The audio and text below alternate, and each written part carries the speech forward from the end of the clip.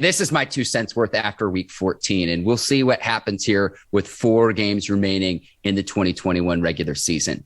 Whichever team wins the AFC North division is going to get smoked in the playoffs. I said it, call me crazy. What say you, Ike Taylor? Because we're going to go through all 4 teams. I think each of the AFC North teams have major, major holes. That's my 2 cents worth. What say you, Ike Taylor? The way the Browns running game, the way their personnel is set up, I don't think the Browns will get smoked. It will be tough for Pittsburgh. It will be tough for Cincinnati. I think they're a year away. And if Lamar is hurt, it'll be tough for the Baltimore Ravens.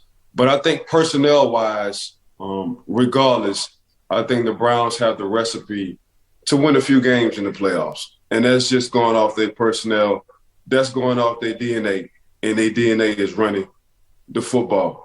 Baker didn't play bad yesterday. He didn't play as good. Baker's just Baker. So we can stop trying to, because he's the number 1 draft pick, former number 1 draft pick, this is what he should be. Baker is Baker. Who he is right now is just proven. He needs a run game. His receivers have to catch the ball all the time, and he needs a defense to support him, and he does have that. So in playoff football, it's a reason that you can go to betonline.ag because the games are going to get close and tight. The time of possession are going to be a huge factor. But if you're talking about anybody out of the AFC North, I'm going to go with personnel-wise, I'm going to go with the Cleveland Browns because I think they got the personnel to make a push or to go deep into the playoffs, Mark. All right, we'll talk Browns here, Ike. And they led at half. It was 24-6 against the Baltimore Ravens. And credit the Browns because it helps out the Steelers.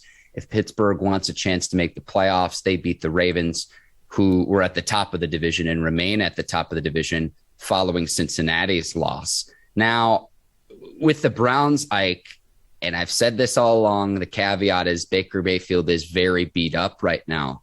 But they just hang on to beat the Ravens against the backup Tyler Huntley, who came in and played really well for Lamar Jackson. As he gets more game reps, I'd be surprised if the team doesn't take a flyer on him as a quarterback. But I see that in the first half, the Browns play maybe their best half of football all year long. But then the second half, they don't even score. So if your running game is your advantage, Ike, and you want to keep the clock churning, now I know you can stack the box and the Browns want to run out the clock and just escape out of there.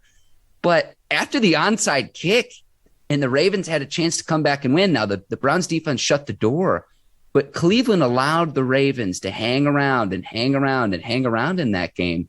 When if they have a double-digit lead, we talk about it all the time, Nick Chubb, Kareem Hunt and company, let's roll. And so then to me, that's incumbent upon what can Baker Mayfield bring to the table when you need a play action pass down the field and whatnot. And I don't want to throw this all on Baker.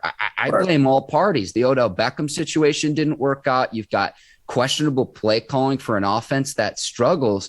You have all the talent in the world in Cleveland. And if the Browns aren't able to get it done this year, you've got to ask yourself, is Baker Mayfield worth that massive contract extension that he seeks? Around $43 million per year, which is what the Bills are going to pay Josh Allen. The reason why that matters is Josh Allen was in that same 2018 draft class as Baker Mayfield. So you mentioned the Browns, just Baker Mayfield, point blank period, isn't playing at the level he needs to. And again, a lot of that is because of his injuries, and he's played through those injuries. But if you're out on the field, you've got to perform. So there's that. That's kind of my 2 cents worth with Cleveland, Ike. The other teams in the division, we saw what happened with the Bengals. Like, I like the Bengals. I'm with you. I think they're a year away too, because when they really, truly need to get a stop defensively, they didn't do that on Sunday. Right. And so I kind of like the Bengals the most of all the teams in the division, considering not just Jackson's injury, but all how decimated by injuries the Ravens are as a whole. It's like, I don't know who's going to win this division, Ike. Sorry, I've been rambling here. Hop in. I know what you like from the Bengals, and correct me if I'm wrong. You like the swag of their team, and it starts with bro. And Joe Burrow, that swag is contagious throughout the whole team, Mark, on the offensive side and the defensive side. And you go back to LSU days with Joe Burrow. You seen how swaggy he was at LSU. He brought that same kind of swag to Cincinnati. Mm-hmm. And you can just see it. You know what I'm saying? So he has the domino contagious effect on that whole organization. That's what I like about the Cincinnati Bengals. And I think we kind of agree on the same page. We will agree they're both a year away.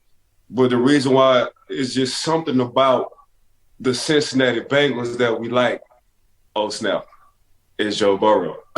That's what the hell it is, and his contagious swag.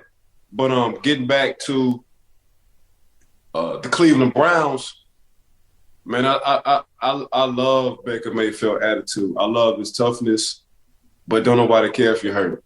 Once you step in between them two lines, they're not looking at who's hurt. They're looking at wins, losses, stats.